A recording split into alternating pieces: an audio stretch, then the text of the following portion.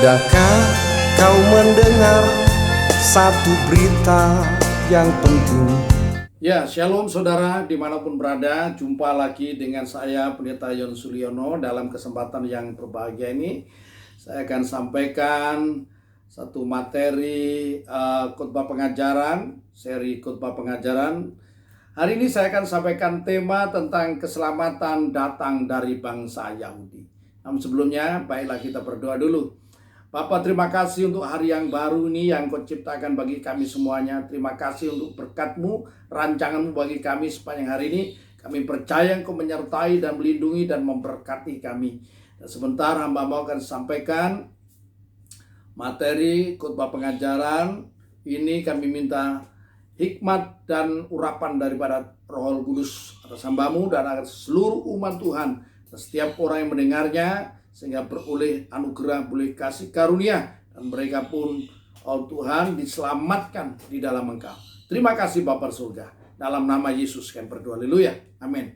Saudara dalam Tuhan, ya, keselamatan datang dari bangsa Yahudi. Ini bukan klaim ya sepihak, bukan, tapi ini merupakan satu berita yang harus didengar oleh setiap orang sesuai dengan rencana Allah. Dan ini terambil dari Yohanes pasal 4 ayat 19 sampai 22. Saya akan bacakan untuk saudara semuanya. Yohanes pasal 4 ayat 19 sampai 22, demikian bunyi firman Tuhan. Kata perempuan itu kepadanya, Tuhan, nyata sekarang padaku bahwa engkau seorang nabi. Ayat 20, nenek moyang kami menyembah di atas gunung ini, tetapi kamu katakan bahwa Yerusalemlah tempat orang menyembah. 21, kata Yesus kepadanya, percayalah kepadaku, hai perempuan, saatnya akan tiba bahwa kamu akan menyembah Bapa, bukan di gunung ini dan bukan juga di Yerusalem. Ayat 22, kamu menyembah apa yang tidak kamu kenal, kami menyembah apa yang kami kenal. Sebab keselamatan datang dari bangsa Yahudi. Saudara, dalam perjumpaan Kristus dengan seorang perempuan di siang hari di kota, di pinggiran kota Samaria, terjadilah percakapan. Perempuan itu sedang mencari air, dia menimba air dan dia membawa cun dan mau menimba air. Yesus ada duduk di situ, Yesus minta air dari perempuan itu, dan kemudian terjadilah percakapan. Kemudian Yesus menyingkapkan rahasia hidup daripada perempuan ini, ya.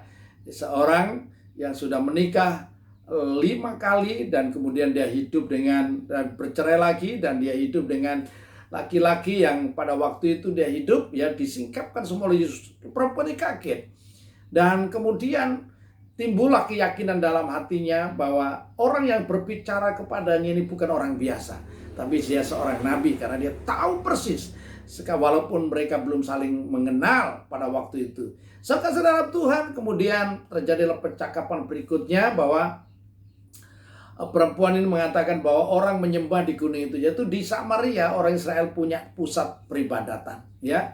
Kemudian di Yerusalem juga orang Yehuda ada pusat peribadatan. Saudara dalam Tuhan, ya, dan kemana-mana orang Yahudi khususnya ini, ya, pergi, mereka selalu menjadikan Yerusalem sebagai kiblat daripada penyembahan mereka. Nah, tetapi Yesus berkata pada akhirnya, ya, pada ayat 22 saya akan bacakan lagi, kamu menyembah apa yang tidak kamu kenal, kami menyembah apa yang kami kenal, sebab keselamatan datang dari bangsa Yahudi, ya. Jadi pada akhirnya penyembahan tidak ada lagi dipusatkan di satu kota tertentu, sebab Allah itu roh, maka setiap orang yang menyembah Allah harus menyembahnya dalam roh dan kebenaran.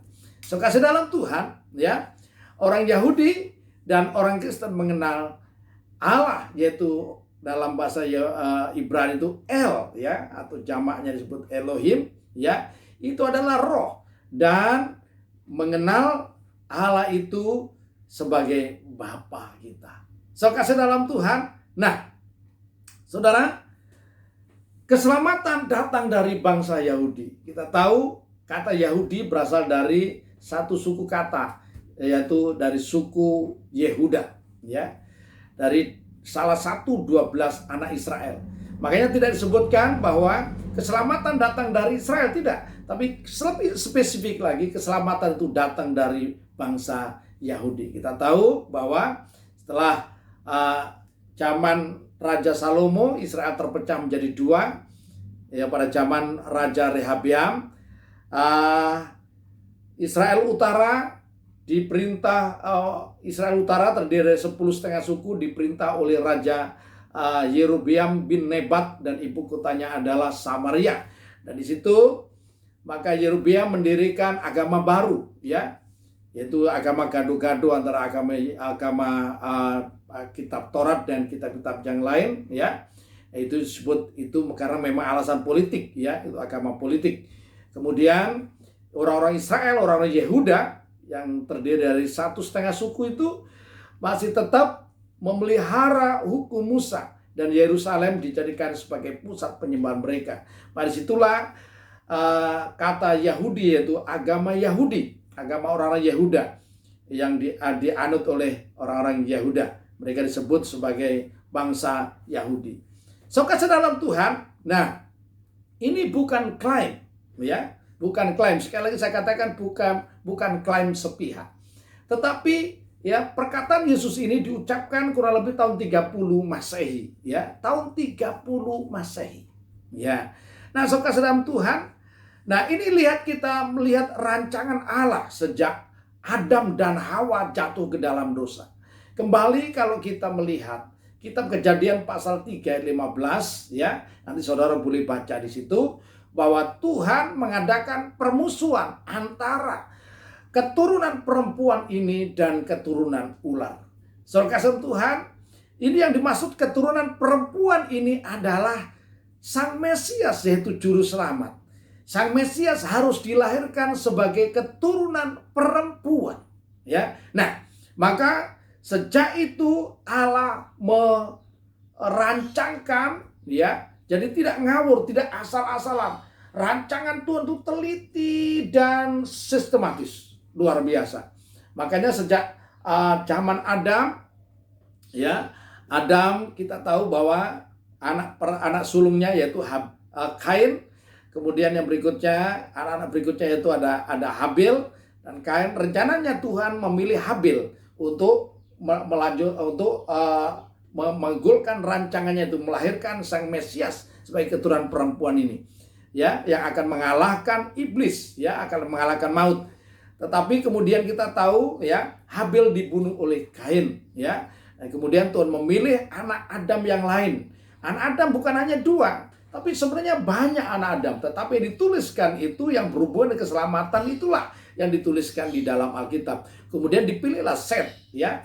Set kemudian melahirkan anak-anak yang lainnya, kasih Tuhan, ya. Nah, dari Adam ini, Set melahirkan Enos. Enos memperanakkan, bukan melahirkan, yang memperanakkan Kenan memperanakkan Mahalaleel memperanakkan Yared memperanakkan Henoch memperanakkan Metusala memperanakkan Lamek, dan Lamek memperanakkan generasi ke-10 yaitu Nuh.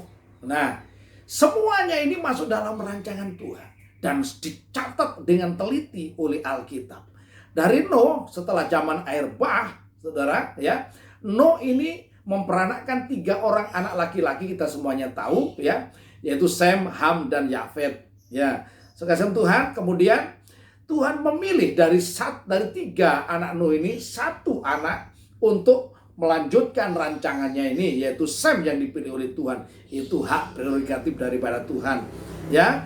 Kemudian dari Sem memperanakkan Arpaksad memperanakkan Selah memperanakkan Eber memperanakkan Pelek memperanakkan Rehu memperanakkan Seruk memperanakkan Nahor memperanakkan Terah, dan Terah ini memperanakkan 3 anak laki-laki, yaitu Abram, Nahor, dan Haran. Nah, Dari 3 anak Terah ini Tuhan memilih satu, ya, yaitu Abram. Mereka pada waktu itu setelah zaman air bah itu, ya, mereka menetap di Mesopotamia, yaitu di sebuah kota yang namanya kota Ur, daerahnya orang Kasdim, disebut Ur Kasdim, Mesopotamia. Dan Tuhan memanggil Abram, kemudian, ya, Tuhan memanggil Abram dari sana ketika Abram umur 75 tahun dan istrinya Sarai pada waktu itu masih berumur 65 tahun. Mereka belum mempunyai anak. Tuhan berjanji bahwa Tuhan akan memberkati Abram, ya. Waktu itu namanya masih Abram, artinya orang kota, ya. Dan istrinya Sarai, artinya kapten, ya. Nah, saudara Tuhan, Tuhan berjanji bahwa Tuhan akan menurunkan keturunan, ya, melalui Abraham ini, dan keturunannya akan diberkati, dan keturunan Abraham ini akan menjadi berkat bagi bangsa-bangsa di dunia.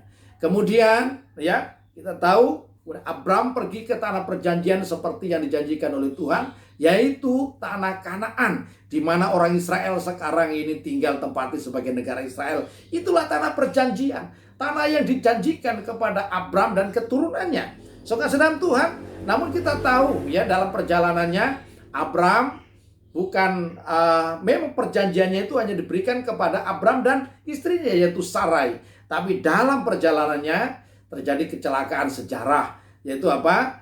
Abraham tidak sabar, ya. Yang tidak sabar sebenarnya Sarai ini, ya. Sehingga Abraham pada umur 87 tahun, ya, dia memperanakkan seorang anak yang dikasih nama Ismail dari pembantunya atau dari budaknya, ya. Lahirlah Ismail. Namun Tuhan katakan bukan dia yang akan mewarisi perjanjian dengan Tuhan, ya. Kemudian kita tahu bahwa ketika Abram umur 99 tahun, Tuhan mendatangi Abram dan Tuhan menegaskan kembali tentang rencananya, ya, tentang perjanjiannya, bahwa dari rahim Sarai akan dilahirkan seorang anak yang akan mewarisi seluruh perjanjian Allah. Dan kemudian Abram diberi nama oleh Tuhan, diganti namanya menjadi Abraham, yaitu bapak orang percaya. Sedangkan Sarai pada waktu mendengar itu ketawa, ya. Karena apa? Lucu sepertinya, ya. Sarai pada waktu itu masih berumur 89 tahun, menganggap apa yang akan dilakukan oleh Tuhan terhadap dirinya itu lucu. Karena apa? Bagaimana seorang nenek ini bisa melahirkan anak? Tetapi ingat, bagi Allah satu pun tidak ada yang mustahil. Kemudian benarlah setelah Tuhan pergi dan Sarai mengandung seorang anak. Sarai artinya kapten, kemudian diubah namanya oleh Tuhan menjadi Sarah, yang artinya putri raja. Dan benarlah kemudian tahun depan, yaitu ketika Sarah umur 90 tahun, maka dia melahirkan seorang anak laki-laki dan diberi nama Ishak, yang artinya ketawa. Kasih dalam Tuhan. Dan kita tahu, ya, kemudian Abram setelah Sarai meninggal di usia 127 tahun, maka Abram kemudian menikah lagi dengan seorang gadis yang bernama Ketura. Abram pada waktu itu sudah cukup umur, 137 tahun umurnya.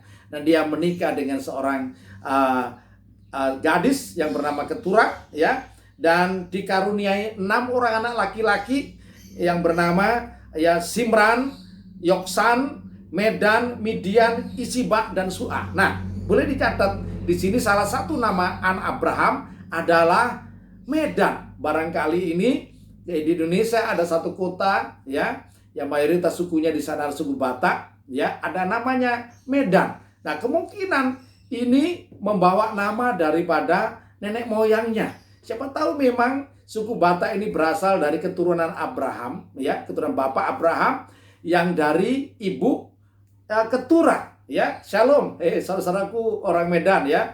Anda mungkin saja keturunan bapak Abraham, ya, yang dari ibu Ketura. Nah, saudara Tuhan, dan perjanjian Tuhan, rancangan Tuhan dilanjutkan melalui Ishak, ya. Bukan Ismail, bukan Simran, bukan Yoksan, bukan Medan dan sebagainya, tapi Tuhan menetapkan perjanjiannya. Sebab Tuhan yang berjanji itu pegang perjanjiannya, bukan seperti kita, ya. Dari Ishaklah kemudian rancangan Allah untuk melahirkan, yang menurunkan Mesias itu dilanjutkan. Kemudian Ishak kita tahu dari Ribka, dia memperanakkan 2 orang anak kembar, ya. Yang pertama namanya Esau, yang kedua namanya Yakub, ya. Namun kita tahu bahwa pada akhirnya Yakub lah yang dipilih oleh Tuhan karena imannya kepada Tuhan, ya.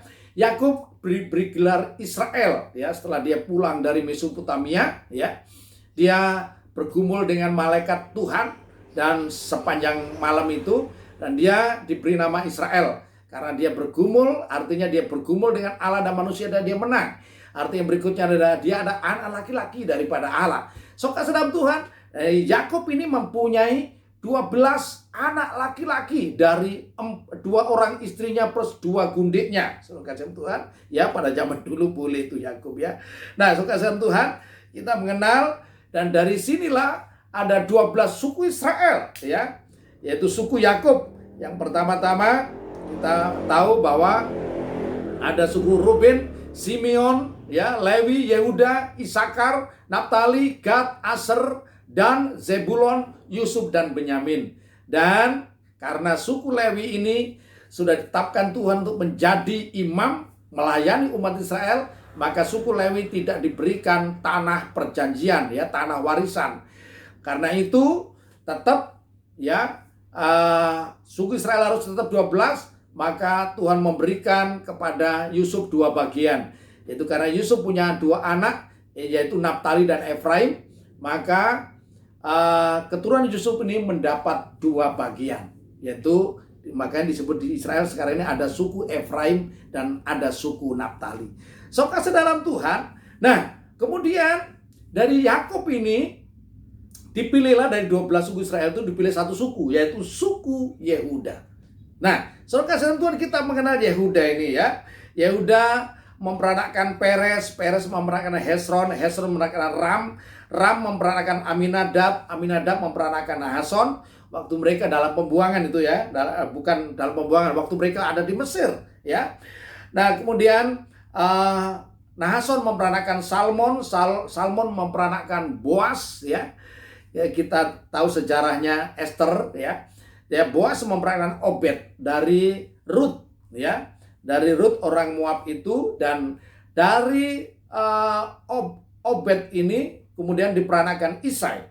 Isai mempunyai 6 orang anak laki-laki, dan Tuhan memilih 1 dari 6 anak laki-laki itu, yaitu Daud, dan diurapi menjadi raja. Saudara kasih Tuhan, ya, dari Daud itulah Tuhan menetapkan perjanjiannya. Dari Daud ini akan dilahirkan Mesias yang disebut sebagai Raja Israel, ya, yang akan memerintah Israel, memerintah pakai seluruh dunia, dan kerajaannya tidak akan berkesudahan. Dari Daud ini kita tahu kemudian lahirlah Salomo, Raja Salomo. Salomo, ingat, dia adalah seorang raja, bukan nabi, saudara kasih Tuhan.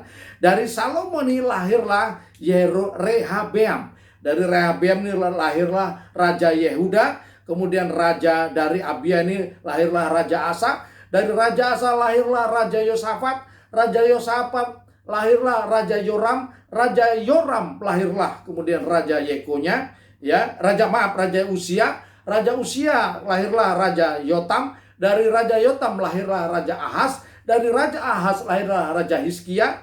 Dari Raja Hizkia lahirlah Raja Manasye. Raja Manasye lahirlah Raja Amon. Kemudian lahirlah Raja Yosia, dan dari Raja Yosia kemudian ini zaman sudah masuk dalam zaman pembuangan waktu itu, Yekonya itu, ya. Kemudian lahirlah Abihud, Eliakim, Azor, Sadok, Akim, Eliud, Eleazar, Matan, kemudian Yakub dan Yusuf, yaitu suami daripada Maria yang melahirkan Yesus. Saudara kasih dalam Tuhan, ini sudah masuk dalam rancangan Allah yang luar biasa. Ribuan tahun terjaga, ribuan tahun dirancang oleh Tuhan. Saudara kasih Tuhan, jadi melahirkan juru selamat ini tidak sembarangan, nggak ngawur-ngawur, nggak tiba-tiba saja, tapi masuk dalam rancangan yang teliti, yang sempurna.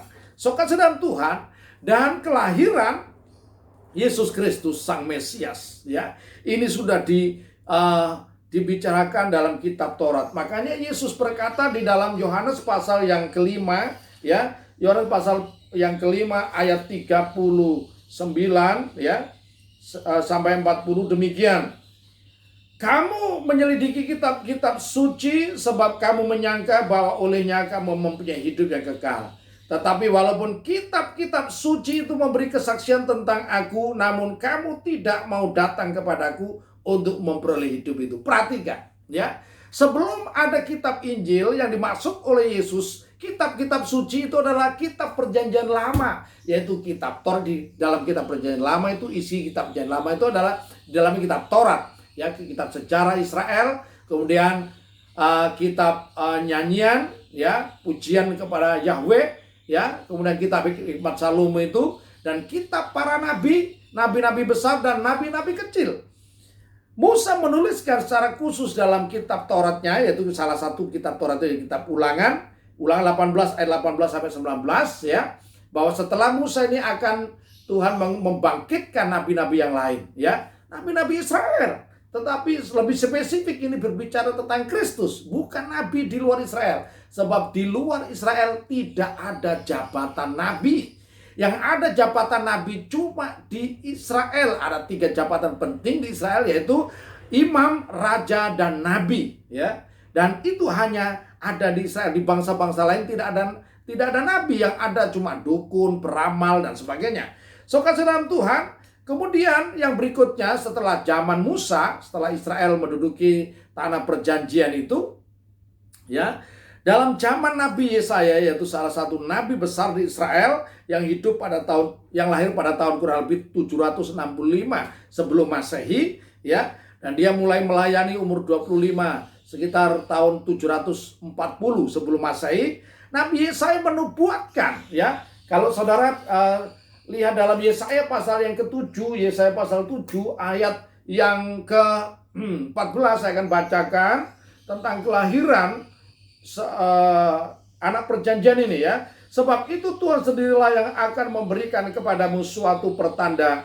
Sesungguhnya seorang perempuan muda mengandung dan akan melahirkan seorang anak laki-laki, dan ia akan menamakan dia Immanuel. Jadi abad ke-8 sebelum Masehi, Nabi besar Israel telah menubuatkan bahwa seorang perempuan muda, yang dimaksud ini perawan, akan melahirkan seorang anak laki-laki, dan anak laki-laki itu akan dinamakan Immanuel. Artinya adalah Tuhan El bersama dengan manusia. Nah, kemudian pada Yesaya pasal 9 ayat yang ke-5 jelas di situ dikatakan gelar-gelar daripada anak yang akan dilahirkan oleh seorang perawan ini. Dalam Yesaya pasal 9 ayat 5 saya akan bacakan demikian. Sebab seorang anak telah lahir untuk kita, seorang putra telah diberikan untuk kita. Lambang pemerintahan ada di atas bahunya, dan namanya disebutkan orang penasihat ajaib, Allah yang perkasa, Bapa yang kekal, dan Raja damai. Inilah gelar daripada Mesias, ya. Disebutkan di situ penasihat ajaib, Allah yang perkasa, Bapa yang kekal, Raja damai. Saudara kalau mau memiliki damai, ya, saudara harus datang kepada Yesus Kristus, sebab dia adalah Raja damai, ya. Kalau saudara memiliki Bapa yang benar, Bapa yang kekal, ya, yang tidak berubah, datanglah kepada Yesus, sebab dia adalah Bapa yang kekal. Kasih dalam Tuhan, ya. Nah, ini dinubuatkan. Kemudian nabi yang lain, Nabi Mika, di mana Mesias ini akan dilahirkan, ya. Dalam Nabi Mika ini adalah nabi Israel yang digolongkan dalam nabi-nabi kecil, ya, kasih Tuhan, kitab nabi-nabi kecil. Ya, dia menubuatkan tentang di mana tempat kelahiran daripada Mesias ini. Itu dijelaskan dalam kitab Mika pasal yang ke-5 ayat yang pertama, ya. Nabi Mika ini juga sejaman dengan Nabi Yesaya, ya. Dia menubuatkan demikian. Tetapi engkau, hai Bethlehem Efrata, Hai yang terkecil di antara kaum-kaum Yehuda, daripadamu akan bangkit bagiku seorang yang akan memerintah Israel, yang permulaannya sudah sejak purbakala, sejak dahulu kala. Nah, Nabi Mika ini menubuatkan, ya, menjelaskan di mana Mesias ini akan dilahirkan, yaitu di kota Bethlehem. Saudara, kita tahu semuanya bahwa Yusuf dan Maria ini mereka adalah penduduk wilayah Galilea, ya. Tapi ya, bagaimana Mesias kemudian bagaimana mereka bisa melahirkan anak mereka di Bethlehem? Dan kita tahu bahwa ya peristiwa kelahiran Yesus, ya, pada waktu itu diperintahkan, pemerintah Romawi memerintahkan untuk melakukan pencacahan jiwa. Dan mereka harus pulang karena nenek moyang mereka berasal dari kota Bethlehem, Yehuda, ya. Mereka ada keturunan Daud, ya. Dua-duanya, baik Yusuf maupun Maria, mereka adalah keturunan Daud. Nah, saudara Tuhan, mereka pulang. Ya, mereka pulang dan mereka akhirnya Maria ini melahirkan di sebuah kota yang bernama Bethlehem, sesuai dengan nubuat yang telah disampaikan 750 tahun sebelumnya, ya. Yesus dilahirkan di sana. Jadi di sebuah kandang domba, ya, saudara Tuhan. Dan disinilah kita mengenal dengan Natal itu, saudara kasih Tuhan, ya. Nah, saudara Tuhan, dan inilah kelahiran daripada Yesus Kristus. Dan saudara, memang di kitab, kalau saudara membaca kitab Injil, kitab Matius dengan itu yang mencatat tentang silsilah Yesus Kristus itu, yaitu kitab Injil Matius dan kitab Injil Lukas, ya.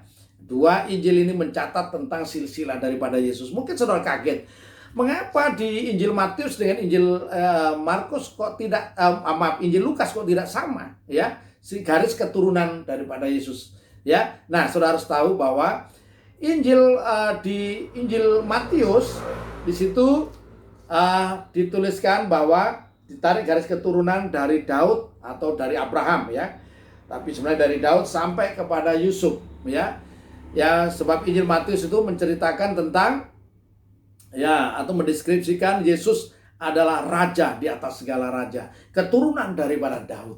Nah, dia keturunan daripada laki-laki, ini, ya. Nah, sedangkan di Injil Lukas, ya, Injil Lukas mendeskripsikan Yesus adalah manusia sejati, keturunan perempuan. Maka, ya, ditarik garis keturunan dari Daud sampai kepada Maria.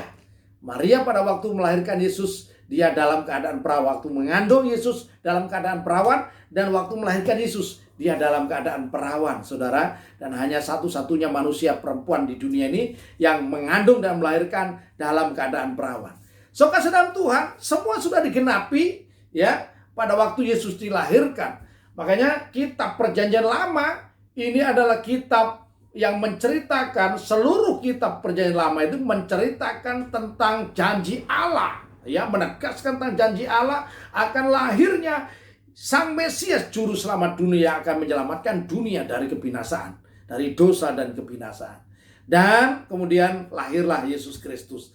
Ya, itu adalah berita sukacita. Makanya kitab Perjanjian Baru disebut kitab Injil, ya, karena di situ adalah kabar sukacita. Sukacita tentang apa? Bahwa seluruh janji Allah tentang lahirnya Sang Mesias, juru selamat dunia, itu sudah digenapi oleh Allah. Dan ketika Yesus memulai pelayanan, ya, saudara kasih Tuhan, sekitar umur 30 tahun, maka Yesus dibaptis. Dan ingat baik-baik, ketika Yesus berada di Yehuda dan dia mendatangi Yohanes Pembaptis untuk dibaptis di sungai Yordan, maka Yohanes Pembaptis, nanti saudara bisa baca dalam Markus pasal 1 ayat 6 sampai 8, kemudian Lukas pasal 3 16 sampai 17. Ketika Yohanes Pembaptis melihat Yesus yang datang, ya, dia berkata bahwa, ya, untuk membungkuk dan membuka tali kasutnya saja saya tidak layak, sebab saya datang untuk membaptis umat dengan air, tetapi Yesus ini akan membaptis dengan roh dan dengan api, saudara kasih Tuhan, karena dia adalah yang maha kuasa.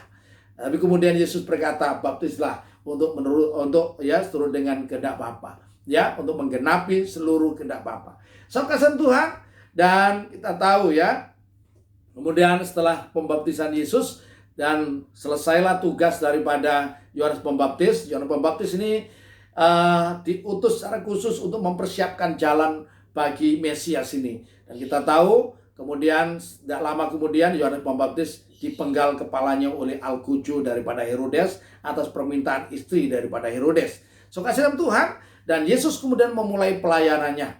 Dan kemudian Yesus terang-terangan dalam Yohanes 14 ayat yang ke-6 itu, sebagaimana yang sudah saya sampaikan beberapa waktu yang lalu ya.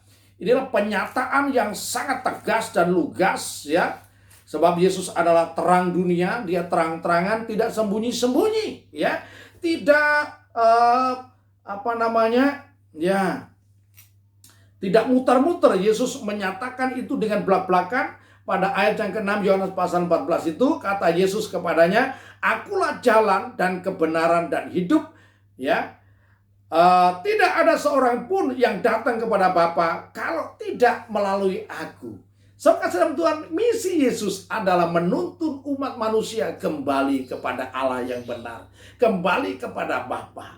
Jadi Yesus misinya bukan menuntun manusia pokoknya memiliki surga. Bukan itu, apalagi cara memilikinya dengan menyerbu surga. Bagaimana caranya? Kalau perlu Tuhan itu diikat ya, dan surga dikuasai. Tidak demikian. Tapi Yesus menuntun manusia kepada Bapa di surga ya, kepada Allah yang benar. Dan jalannya hanya melalui Yesus Kristus. Sebab Yesus adalah ya, Bapa itu, seluruh kepenuhan Allah ada di dalam Kristus Yesus. Makanya Yesus berkata, siapa yang sudah melihat aku, ia melihat Bapa. Ya, jadi kalau orang mau kembali kepada Bapa di surga, kembali kepada Allah yang hidup, dia harus datang kepada Yesus. Sebab Yesus adalah gambar Allah yang tidak kelihatan itu. Seluruh karakternya, firman-Nya, semuanya adalah penyataan daripada Allah yang Maha Kuasa. Kasih dalam Tuhan, ya.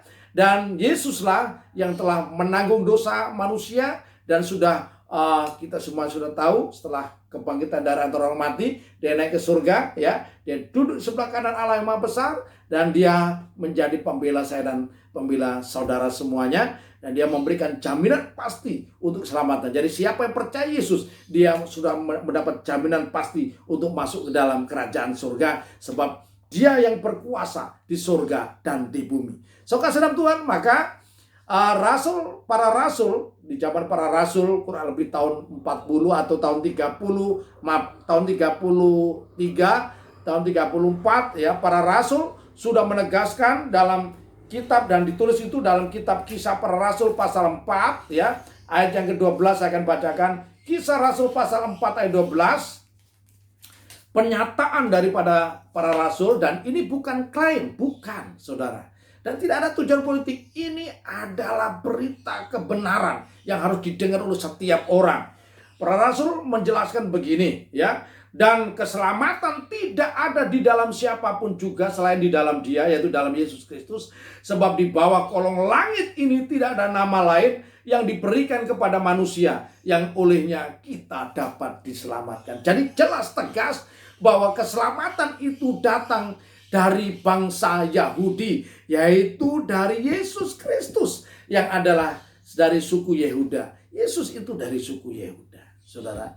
Ya, yaitu juru selamat yang dijanjikan oleh Allah sendiri untuk menebus dosa kita dan untuk memberikan keselamatan yang pasti. Kasih dalam Tuhan, karena itu bagi setiap saudara yang sudah percaya Yesus, tetaplah tinggal di dalam Dia.